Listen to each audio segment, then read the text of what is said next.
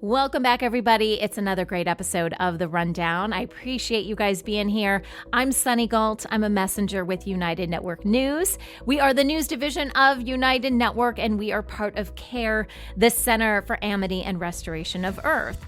And our mission is to bring you the real news. And that happens in lots of different ways. We have a news team that puts together stories for you guys. We have our amazing field messengers, which I'll tell you more about in just a bit. And we have highlights from the GIA report. That stands for the Global Intelligence Agency report. Kimberly Gogan is the head of the GIA, and she gives us what's really happening on this planet right now, because there's a lot of misinformation and disinformation out there. You know, the mainstream media always has to have some sort of narrative, but what they don't tell you is those narratives are connected to different operatives and different people that literally want to rule the world. Not just the world, they want to rule the universe, believe it or not. Completely incapable of doing so, but hey, I guess it's good to have goals, right? So if you want to know, things kind of seem off and you're like, what is really going on our planet right now? That's what the GIA report is for. We've got some great information to share with you. We do save that information to the end of this episode. So, if you're here looking for that, just stay tuned and we will get to that in just a bit. What you're listening to right now, this is a podcast, and I like to call it a week in review show. Because we put out so much content, it's easy to miss something. Or perhaps you would like to share something we talk about on UNN with friends and family. Our model for UNN is not to work with advertisers. We do not do that. We rely on you guys to support us through memberships. We also sell some of our own health and wellness products. And so when you guys become members, that's really, really helpful to us to be able to pay our team, to be able to produce as much content as we possibly can for you guys and as often as possible. But if you're unable to become a member, our content is released, so all of our videos also come out on YouTube and Rumble about a week after it's available exclusively to our members. So you can still hear what we're talking about. If you feel like you can wait about 7 days, great. Also, I should say, though, that we can't guarantee that the content will stay up there because, as you know, when you put content on YouTube, Rumble, wherever, there are people, AIs, whatever, that kind of go through and determine what should be censored and what shouldn't be censored. And we have had stuff taken down. So if you want to get instant access to everything we release, I encourage you guys to visit our website at unitednetwork.earth and learn how you can become a member. Now, with all of the content that we put out there, we encourage you guys to think critically. You need to use your brains. And I know that is a concept that our society does not talk a lot about, but it is something that is desperately needed. Okay? Gone are the days where you can just sit in front of a TV and just let someone tell you what's going on in the world. You have to use your brain because of all those narratives that I was talking about before, right? Everyone's got some sort of reason for giving you incorrect information, and it's usually to benefit whatever group they're part of. So if you want the truth, and you got to figure out what that is. So we give you as much information as we possibly can. But I always encourage you guys, even with the content we put out there, use your brain, okay? If you can do more research on the information we're giving you, because we're kind of, especially in Kim and her reports, we're giving you kind of the Cliff Notes version. Go out there and do that. A lot of people that listen to our news, to the GIA report, they take notes and they go back and they review because there is so much information. Okay. And when you find something that really clicks with you, that you feel very passionate about, share that with other people, because that's how we're all going to learn and grow. So let's go and hop to it. Let's get to it, guys. Here's the rundown of stories you may have missed this week on UNN.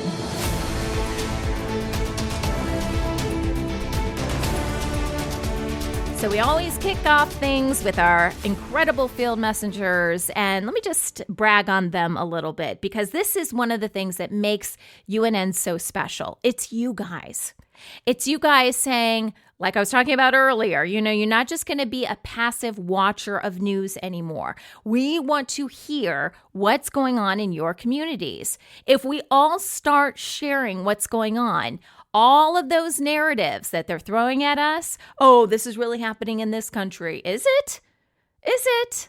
Or is it just that a bunch of news groups got together and decided to give that particular narrative? See, we can break all of that down with you guys grabbing your phones, which have really good cameras in them at this point, right? Video cameras. Go out there and show us what's going on from your perspective. What do you see happening? We think this is how the news is going to change. It's through you. And you don't have to be a professional to do this, right? How many people are out there just sharing different things about their lives or whatever online? Like, let's make really good use out of this incredible technology that we have, that we know is probably 50 years behind the real technology out there, but let's use what we've got and work together and really make this whole planet a smaller place by getting to know each other again. And that's what our field messengers do. And what I would encourage you guys to do, if that sounds interesting to you, I would encourage you guys to check out the website, because we have a whole section for field messengers. We've got tips on how you can tell your stories. We have a whole Telegram group and a great production team that's always in there, willing to help you with stories if you have questions. It's Sunday for me. Every Sunday, we have a Zoom meeting where we hop on and we talk with our field messengers. And that's another great way to share your stories, with us and to get feedback on things. The other important thing is, as I mentioned, we have this production team, and you don't have to edit your stories together. You just give us the information and we'll put it together. We'll add the graphics. We'll make it look great. So it sounds like a pretty good deal, right? Make sure you check out the website for more information. So let's go over the incredible stories that our field messengers shared with us this week. We're going to kick things off in Spain with Emma. And Emma shows us this building, and she's in Fuerteventura, Spain. This is an incredible story of how this building really needed to look better from the outside, right? A building at the harbor. And they thought, well, why not really make it kind of an underwater theme? So they hired a local artist who really brought this whole building back to life.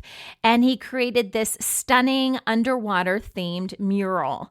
And she talks to the artist and learns more about how this creation came to life. We actually get to see him physically working on the building. You guys, the most beautiful, brightest colors in like this underwater dreamscape, right? You've got this amazing turtles and you've got beautiful fish. I mean, just think of, everything that takes place underwater, right? Even some kind of scuba diver people down there, right? Just really cool, beautiful ships. And so, I would encourage you guys to check out this report. I'm so in awe of people that can transform and paint beautifully. That's not something that I've practiced a lot. I do have a theory that, if you can apply yourself and get past the mental block of, oh, I can't do this, I'm not good at this, that you probably really can become amazing at something. But for me, I've not had a chance to really explore that. So I really appreciate people that just have a knack for this and can create beautiful art. And hey, if you can do it on the outside of the building where everyone else can enjoy it, even better. All right, Gisela from Belgium talks about this a really tragic event that took place in Moorstel, Belgium during World War II. It claimed many, many lives. In fact, let me look here. 936 adults and children died. And the story behind it is that there were some U.S. bombs that were dropped in the area. Again, we're talking about World War II. And it was supposed to be dropped on a factory that was supplying engine parts for German warplanes. Instead, it hit a residential area. So they technically consider this friendly fire. I'm not a big fan of that term. I mean, what kind of fire is friendly, right? But the ceremony that they have to remember what happened in this area is very beautiful. And part of the ceremony is them calling the names of the people that died.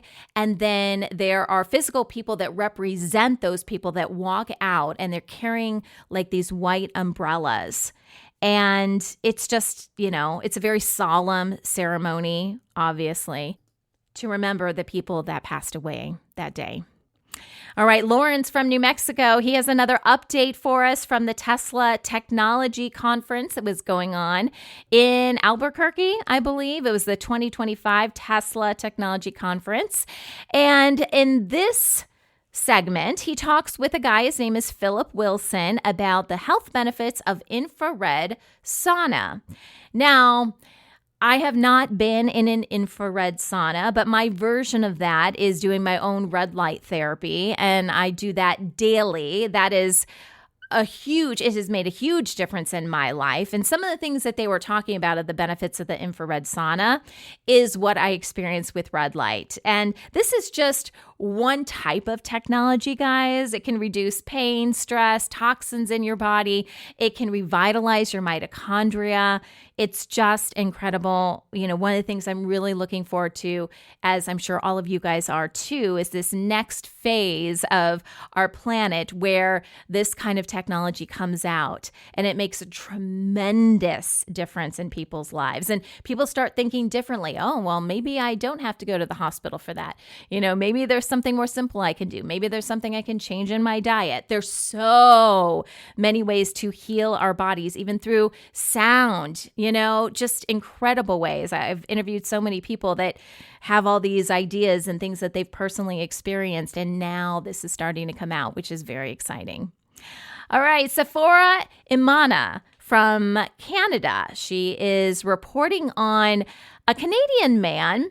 And this is something where the Canadian man is claiming that the courts over there are abusing their power by ignoring his defense and detaining him for challenging unlawful tickets. And this is going on in a Montreal court. And what's happening is these police officers are passing out tickets, passing out like it's free, right? They're assigning these tickets to citizens, and this man is challenging them for doing that, saying that that is not right. And as a result, he is essentially getting trouble with the courts, and Sephora wanted to bring this to light. So that is happening in Montreal right now. But it's great that people are starting to stand up and really question our laws, like why are they allowed to do this kind of stuff? Why do we have these kind of laws on the books?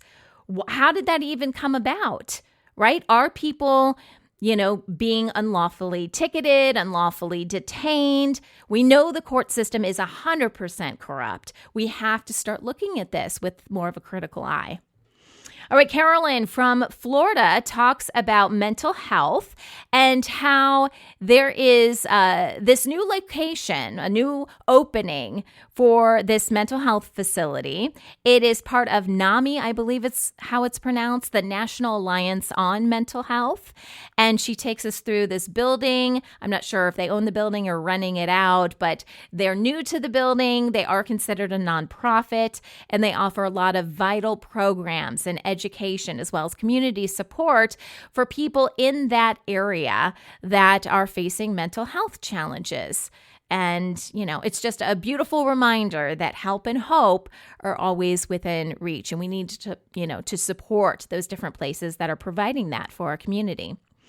All right, Claudia from Georgia takes us to a community farmers market. They were hosting an annual fundraiser. They call it Lady Locavoris, I believe is how it's pronounced. It's also a nonprofit. And this fundraiser celebrates women in the food industry. And it looked like they just had a blast. So it looked like a fun event that they went to at night. And it's really all about increasing food access in the city. Of course, they do that through farmers markets, and they prepare their own food. And, it's really about putting food back in the hands of the people so that they understand where their food comes from and just have a closer relationship with it, right? It doesn't have to come from a supermarket. All right, Jerry from Australia takes us to Burleigh Heads, Queensland, who recently hosted the World Surf Tour. And I love Jerry's report because it is more of a laid-back report. He was out there, I believe he said it had just turned 6 o'clock in the morning, and he's admiring these surfers. They're already out there tackling the waves. You have people walking along the beach. The beaches, by the way, are amazing. You can see lots of gorgeous cityscape in the background, incredible ocean views, and just looks like a really fun place to hang out. Gabby from Australia talks about fig tree children. So there are children living alone on the streets in Sierra Leone. They face incredible danger and uncertainty. And the fig tree children, it is a charity, and they give children safe homes. They care for them. They help provide an education for them. And she did ask why it's called fig tree. And if you've ever seen a giant fig tree, they're pretty incredible. In fact, they're known as being a gathering place where people meet and gather for support. So this is what they're doing for the children, right? They're supporting the children, and we get to learn all about their organization and what they do. Josine from the Netherlands talks about possible contamination in her area. She says there is a local canal in Limburg in the Netherlands, and this canal was being widened. And during this process, there was some polluted water, she says, leaked into a nearby spring, which can be concerning, right? We need to keep our waters as clean as possible. She, of course, is concerned about what this will do overall to the forest, and so she's bringing this issue to light so it can be discussed more. So, in stories like this, I always think about, hey, has anything like that ever happened in my area? Because, just because this one story is about the Netherlands, it's really about helping us think more cohesively about projects that are done and the impact of those projects. How can we modify things to really improve our planet on a more holistic level and not be just so focused on, it's going to widen a canal. Well, what are some of the other ramifications? And I think she said they made some sort of mistake that led to this. And, that could happen, various times, but we have to learn from our mistakes, right? And how can we fix this for the future? Now, here are some of the stories that the team and I prepared for you guys this week. We're going to kick things off by talking about AI. I know we've been doing some recent stories about AI. This has to do with how it's impacting homeschooling, which is the story idea kind of came about because I've been using it more. As some of you guys know, I homeschool my girls, and it's actually been a lot of fun. I've been using ChatGPT to create lessons for my girls, and that's really how this story came about. So as you guys may already know, homeschooling is booming. It is booming in several countries, including the US. And now there are a lot of families turning to AI to help personalize and simplify the learning process. Parents are using AI to create custom lessons plans, worksheets, quizzes, and even fun activity ideas, making the tough parts of teaching feel a lot more manageable. This is one of the things I'm doing with my girls. Every week we have some sort of a project, and so my girls are able to pick out whatever the topic is, and then from there I'm like, okay, this is the topic. How can we create, some research and writing based on this topic? If we can do an experiment that's associated with it, even better. And again, AI is really working out for us on a lot of fronts, and kids benefit from it too.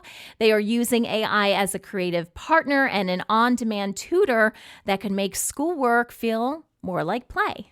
Here's how we're using AI to make homeschool 10 times easier. To be honest, I'm not sure homeschool would be the same experience without us using AI. Let's put it this way, AI is doing the heavy lifting. We dumped the entire Alberta curriculum into our AI and trained it on the way that Jet learns best and the activities that he likes the most. It helped us get creative with lesson plans that interest him, worksheets, quiz questions, and made sure that everything we wanted to do in some way aligned with the curriculum. And the difference has been huge. A lot more time is now spent on the actual activities than the planning itself.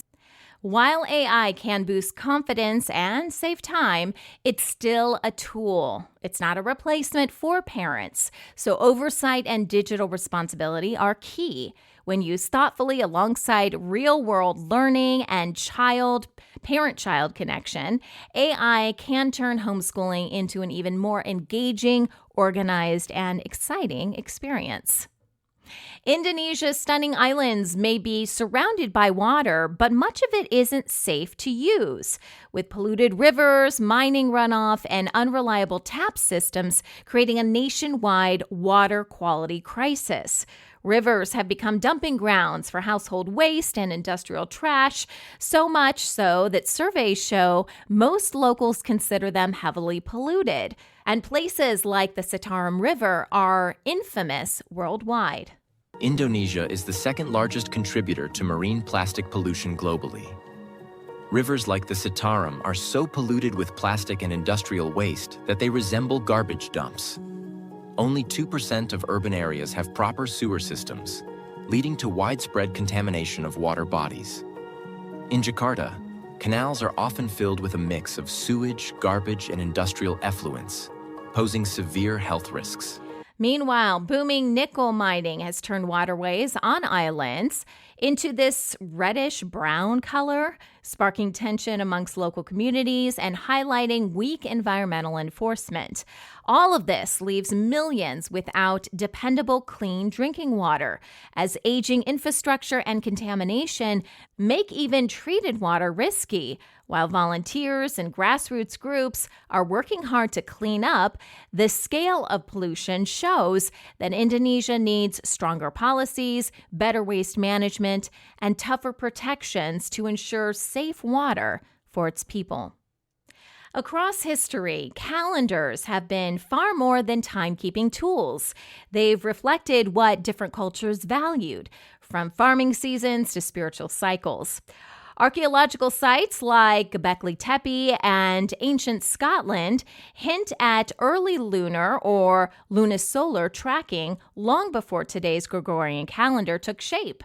Our modern system evolved from the Roman lunar calendar, which originally started in March and used month names that still don't match their numbers today. We are not in 2025, and I can prove this. The word calendar comes from the Roman word calens. Calens was the day of the month the Romans had to pay their taxes to the Roman Empire.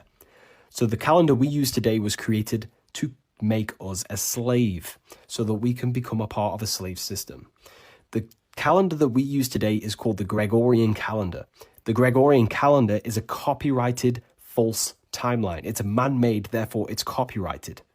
And that timeline is copyrighted, and guess what? It's on your birth certificate, which means your birth certificate on paper is underneath the copyright of the Gregorian system, the Roman Empire.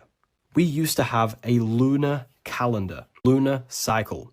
We have man-made things, the Gregorian calendar, and we have God-made things, which is the cycle of the moon and the cycle of the heavens. This is the true calendar that we need to use. While solar calendars keep us aligned with the seasons, lunar and lunisolar calendars, like the Chinese, Hebrew, and Hindu systems, stay closely tied to the moon's rhythms and often carry deep spiritual meaning. Research suggests humans once synced more naturally with lunar cycles, but artificial light and modern routines have weakened that connection.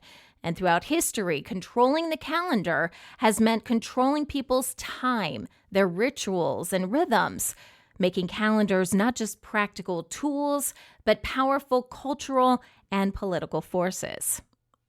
Modern cars are packed with advanced sensors and safety tech, but that high-tech convenience comes with a major downside. Even small accidents now lead to huge repair bills, causing insurers to total far more vehicles than before. Nearly 1 in 3 crashed cars in the U.S. is now written off, largely because the delicate cameras, radar systems, and calibration work hidden throughout today's vehicles are extremely expensive to fix.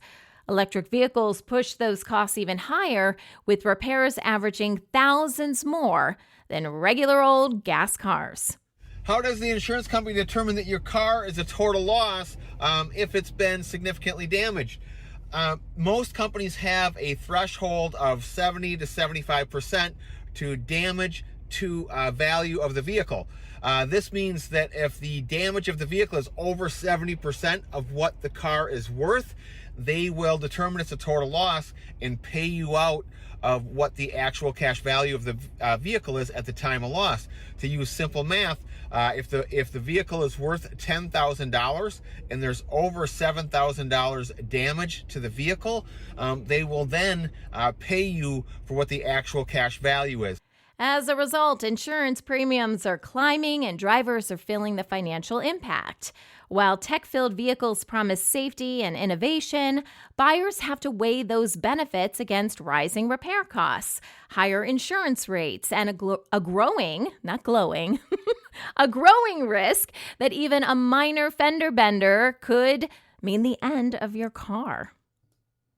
Australia's new Support at Home program is reshaping how older Australians access and pay for care, combining several services into a single system meant to be simpler, more transparent, and more focused on helping seniors stay in their homes longer.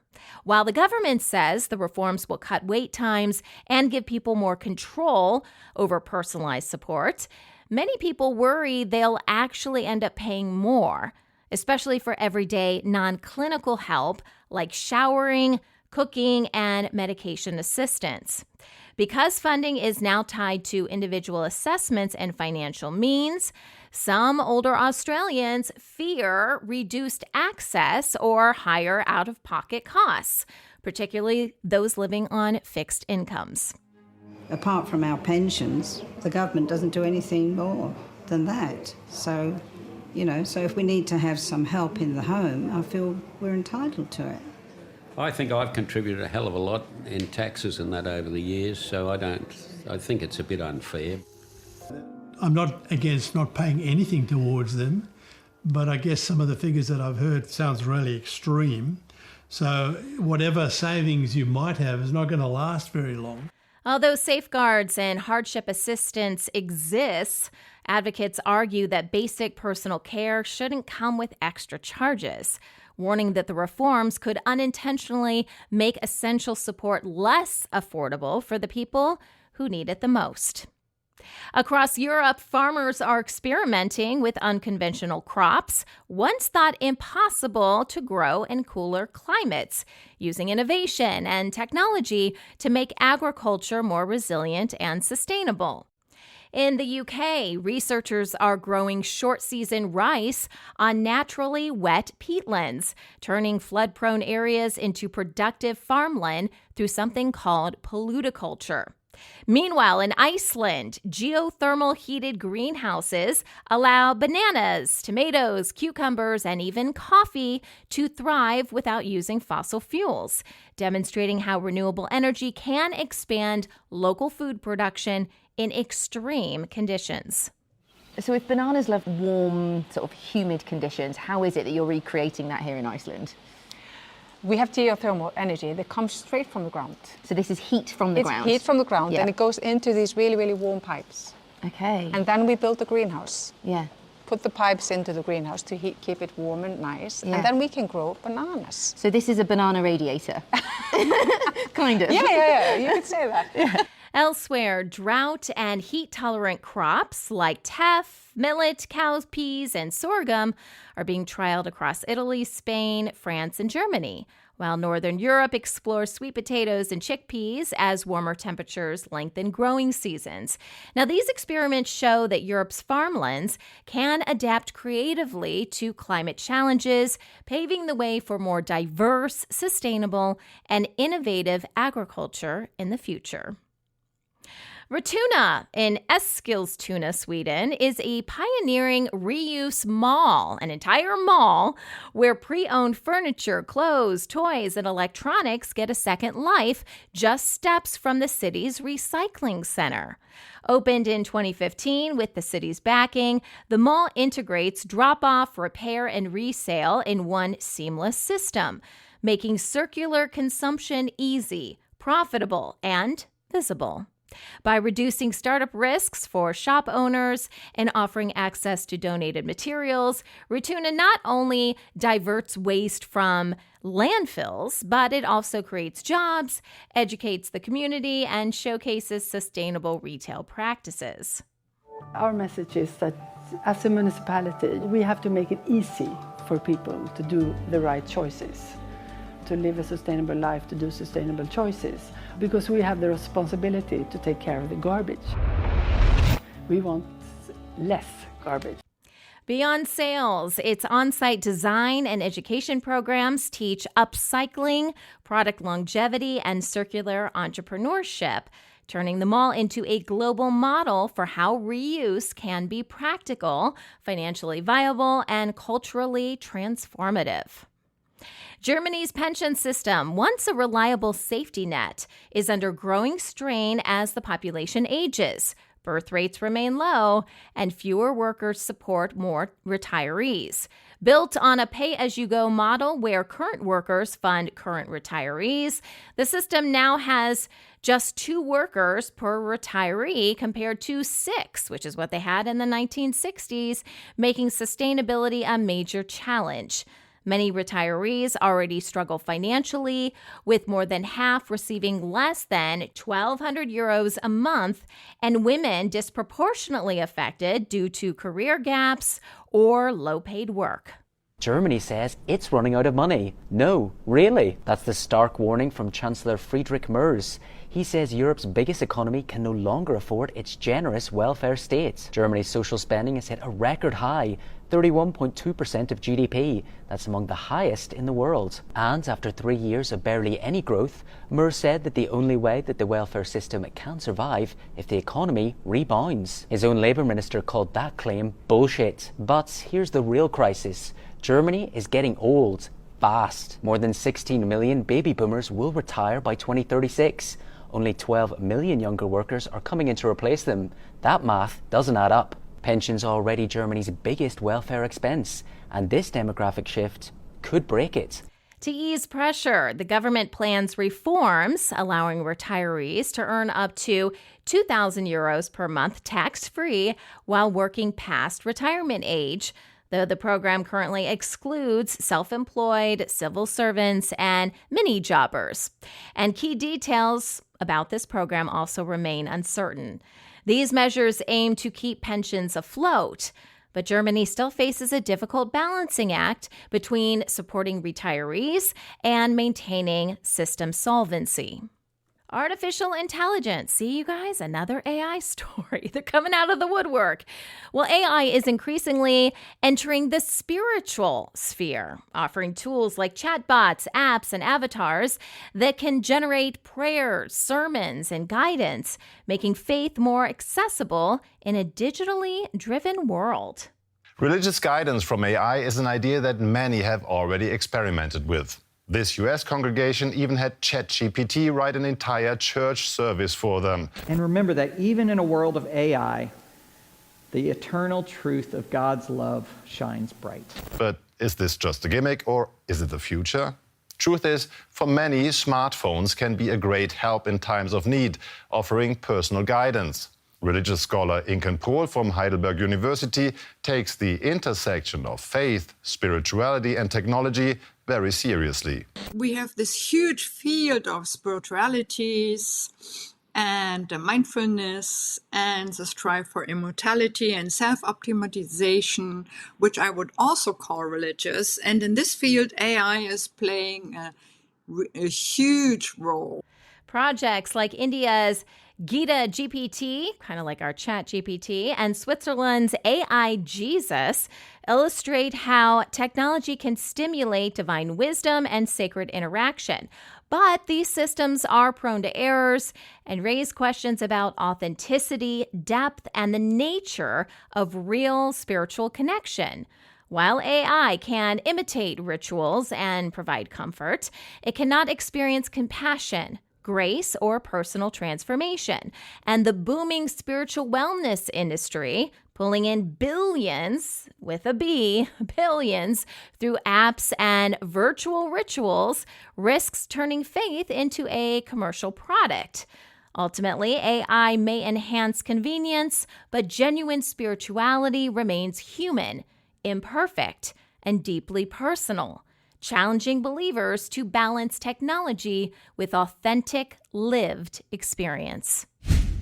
Now it's time for some updates from the Global Intelligence Agency, or as we like to call them, the GIA. Now, as I mentioned earlier, Kim Gogan is the head of the GIA, and she comes on and she gives us updates throughout the week. Sometimes that is a message that is sent out to the CARE Telegram group.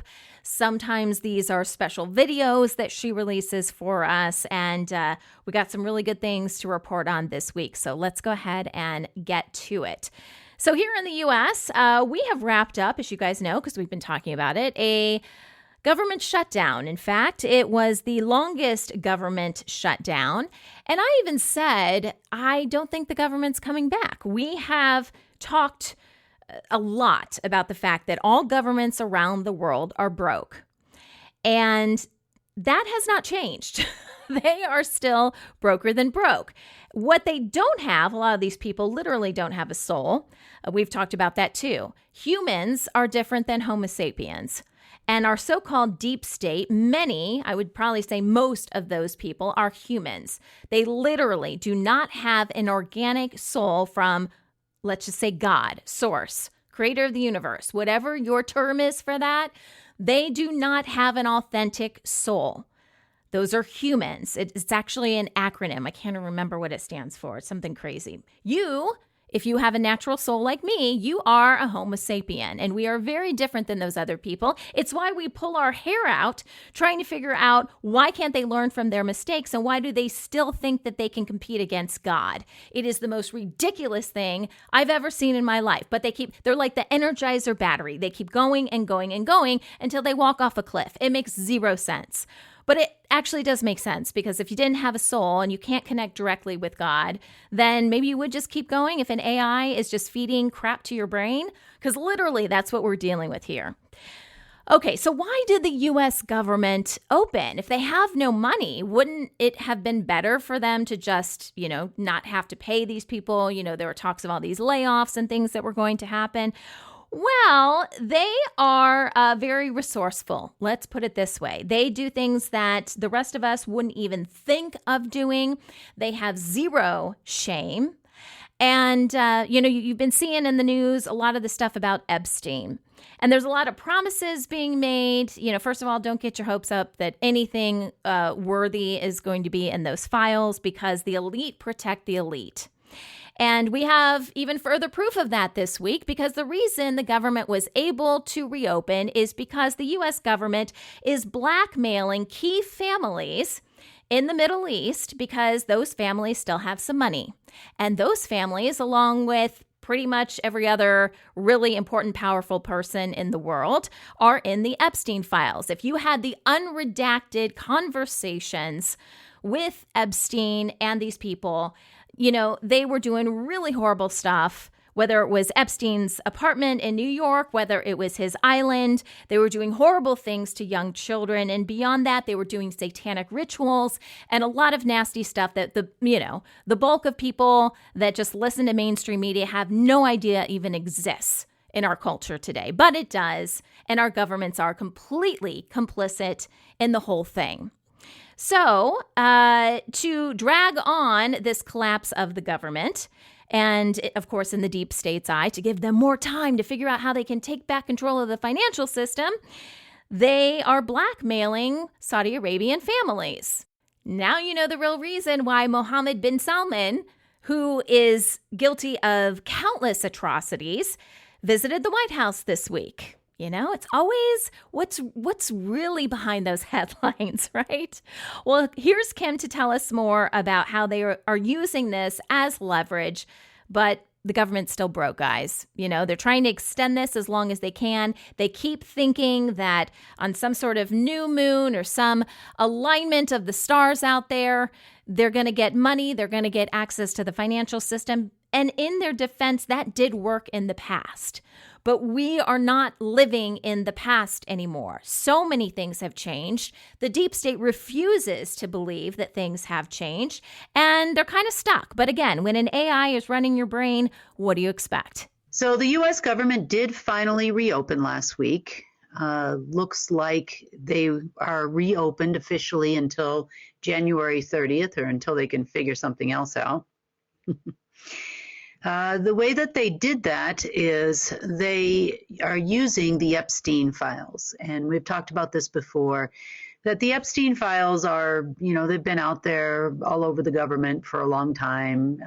Everybody knows who went to and fro the island. And when I say the government, I'm not just talking about the U.S. government. Everybody, all of these officials from all over the world traveled to that island for many reasons. One of them is well known as far as young boys and young girls being made available to the elite around the world. That's part of it. A lot of rituals also happened on those islands, and, they use them as far as, well, let's call it blackmail. And by blackmailing, they pull them out whenever they feel the need to get some government or some elite or some royal family somewhere to do something for them. And in this case, it was to fund and keep the government going in the United States. So what happens in the United States happens everywhere, because it's been this way for a long time now. And, well, they did just that.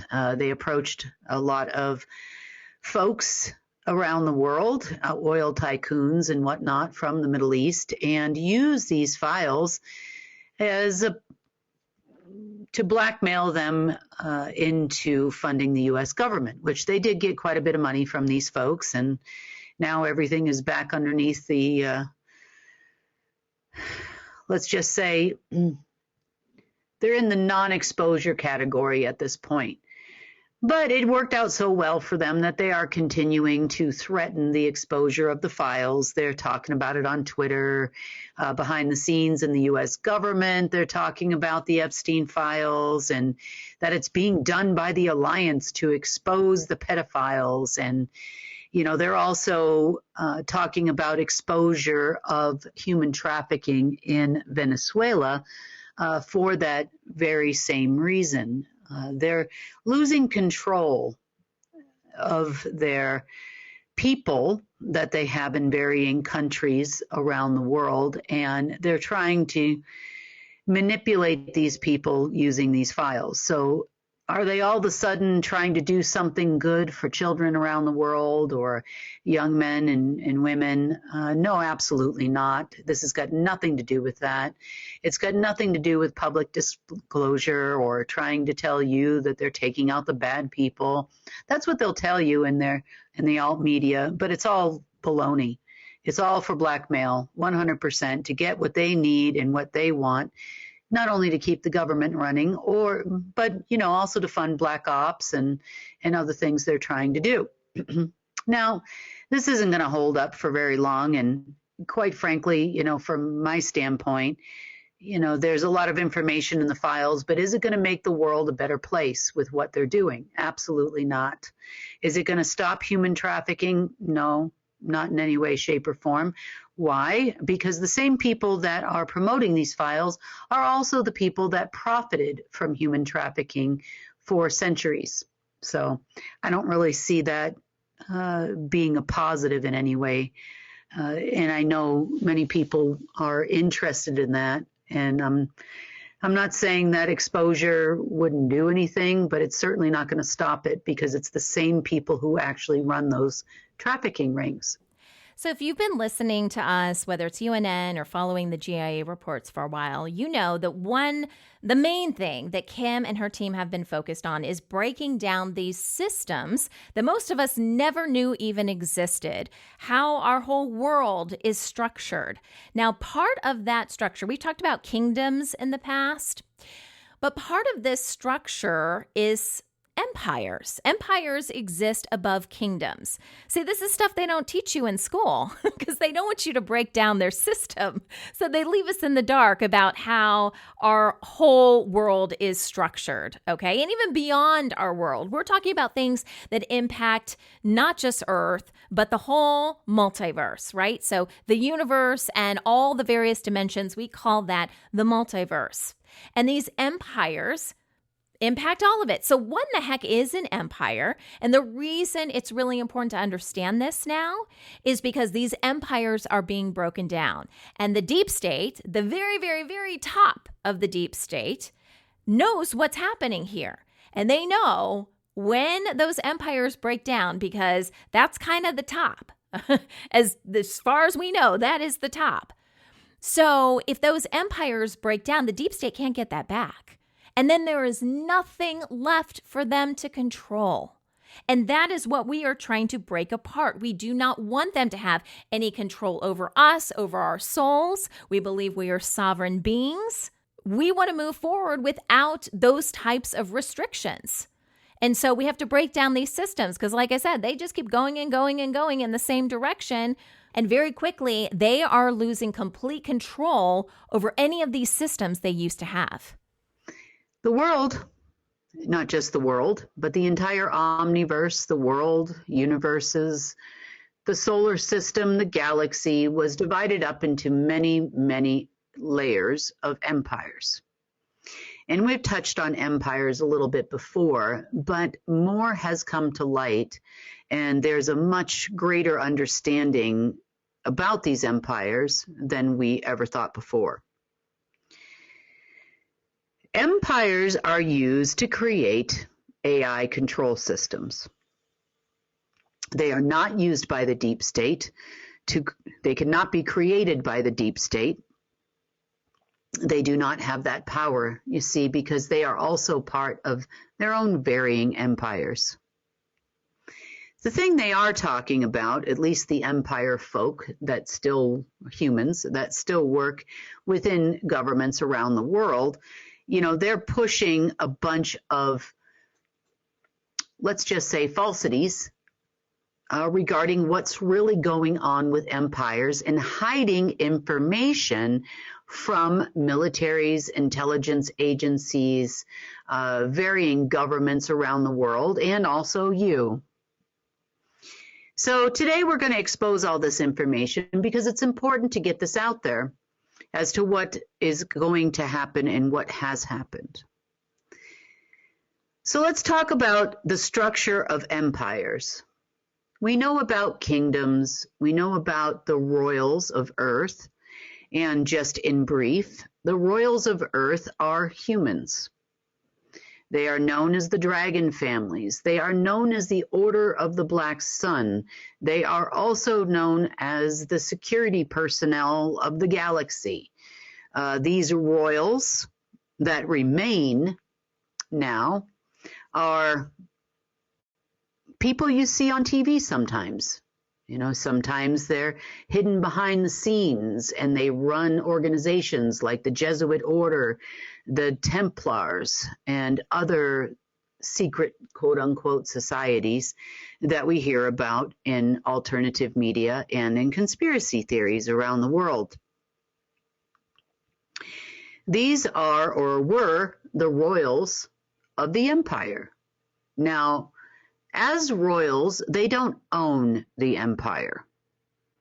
The empires were created for other purposes far greater than they ever have been and ever will be.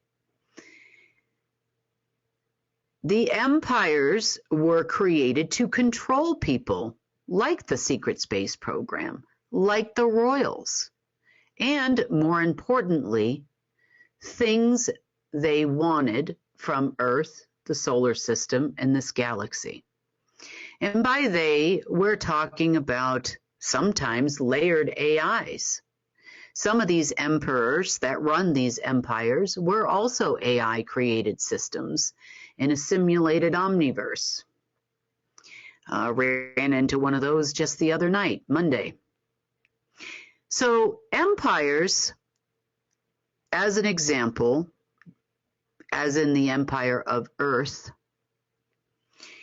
The empires were divided oftentimes by color.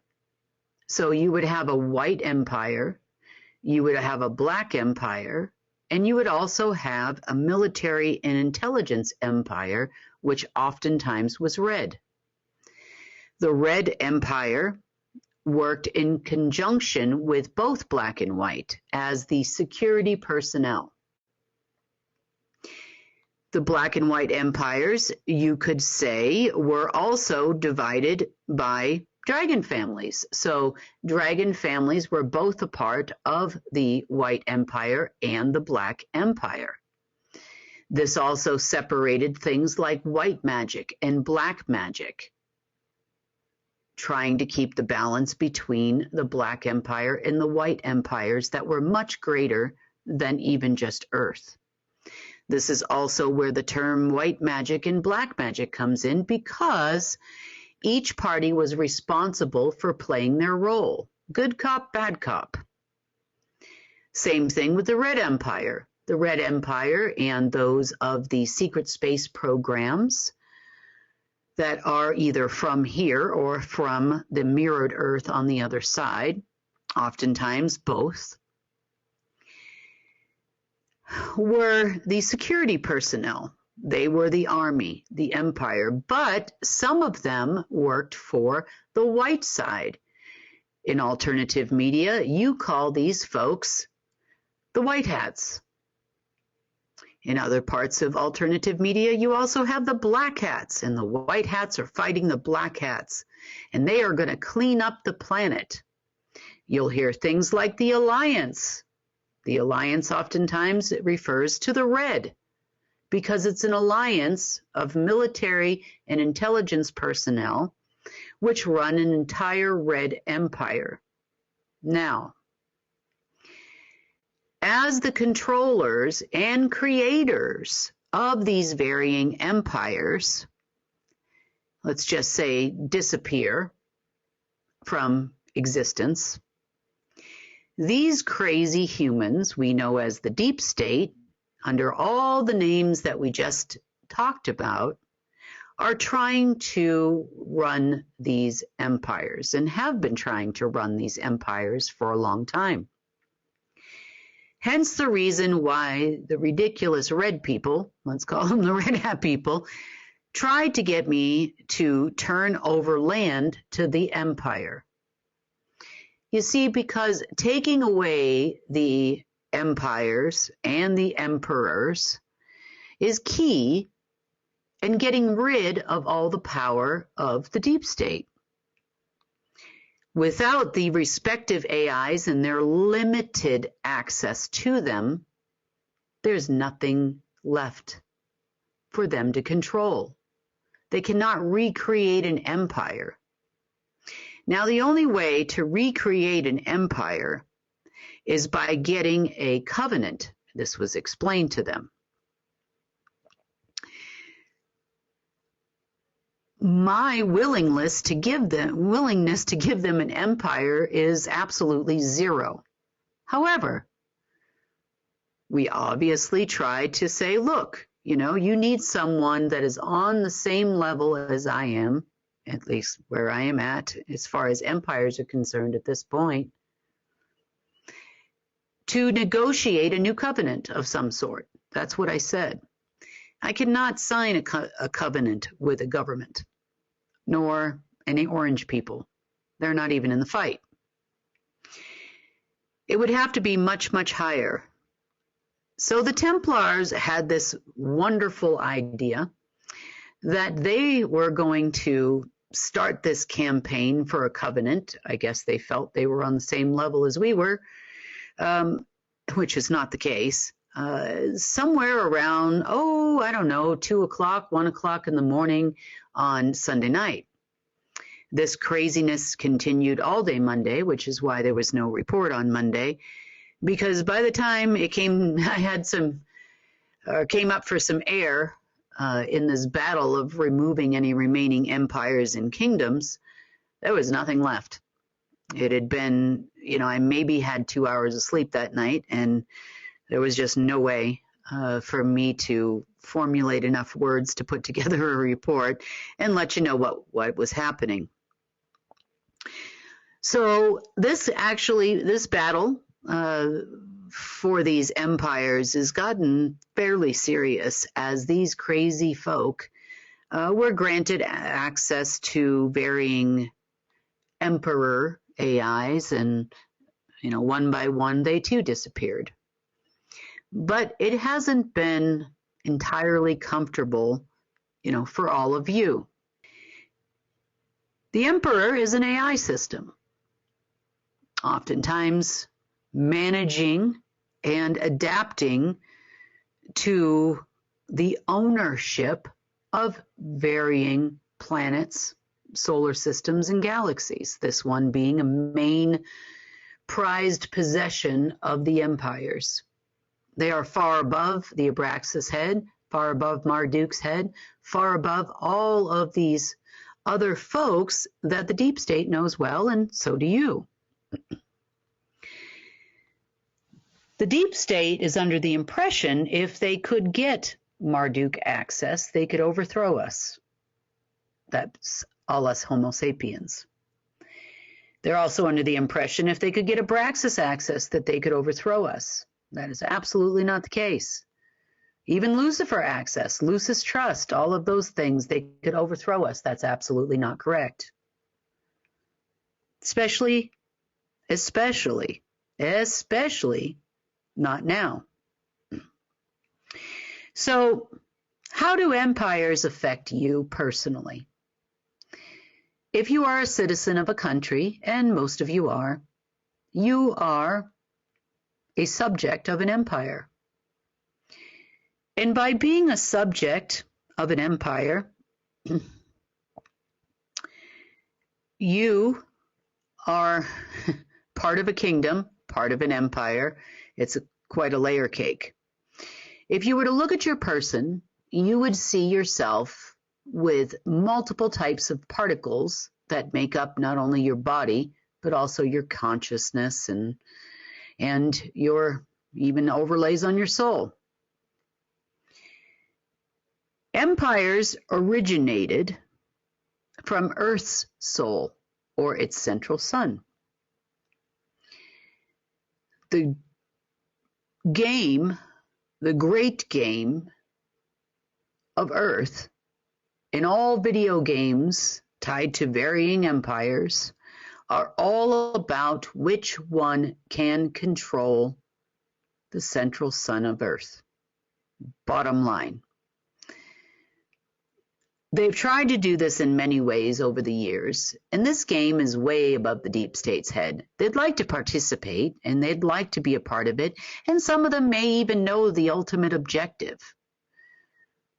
But see, they're being played by AI systems. I know they don't think that. I think they really truly feel that they are royals and, honored as such. But if they go back to their own military and intelligence manuals, there are many ways to get someone to do something for you.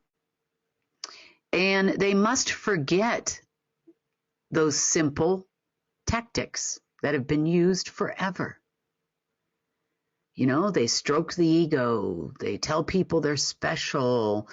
They do it all the time, and therefore you need to work for us, and everybody wants to be like you, and, you just have to finish this. You just have to win this war. You just have to acquire this property, and then we'll move you up in the ranks. Well, the same thing's going on an omniversal level, or always was. They just forget they're part of the video game too. The empires give no regard whatsoever to anything underneath them. Nothing at all. Including the humans running around and the non-humans or whatever it is that's running around this planet right now, trying to gain control. You will never, even if I did absolutely nothing and Source did absolutely nothing, they will never get control of an empire. Ever. Never, ever. You will be used as a tool and a widget to keep the rest of us in line so that we don't take them. to prevent us from reconnecting to source so that we don't take them. Well, too late, so sorry about your luck, because this weekend, every empire that we tore down became an empire of source.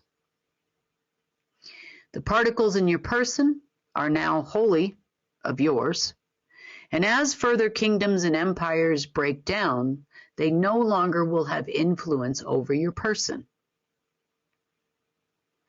The empires can sit there and send frequencies out and squeeze my head and do all kinds of crazy things and wake me up at 1 o'clock in the morning. And there is no way that they're getting their empires. No way. And they will continue breaking down until there is none. The game is over. The game has ended. I know they're expecting some big windfall on Friday because it's a new moon. And I promise you, nothing will change for these people. So, bottom line, the empires belong to Source. I just work here. I feel like there's some sort of Star Wars comment to be made here, because whenever I hear the word empire, I think of, what was it, the sequel to the first Star Wars? Is it, instead of The Empire Strikes Back, is it Source's Empire Strikes Back? Something like that. I'm picturing like the poster, I wonder how Kim would look with those little Princess Leia little buns on the side of her head. I don't know. I'm sure we could create something kind of fun. But this is very good news for us, guys. Very good news. And we're looking forward to next week and what Kim has to say, because I know there was a lot. This actually came out, I want to say it was on Wednesday. That's when the video came out. And we haven't had any major report since then. We just know that Kim's been very, very busy. So hopefully we'll get some more good news this week. I appreciate all of you guys for listening. That does wrap up the rundown. If you guys want more information about what United Network News is and what we do, I encourage you guys to visit our website, unitednetwork.earth. Consider becoming a member. That gives you instant access to all of the content we put out throughout the week. If not, you can wait a week and you can catch everything on YouTube and Rumble. Either way, we appreciate your support. This has been The Rundown, and I'm Sunny Gold for United Network News, signing off.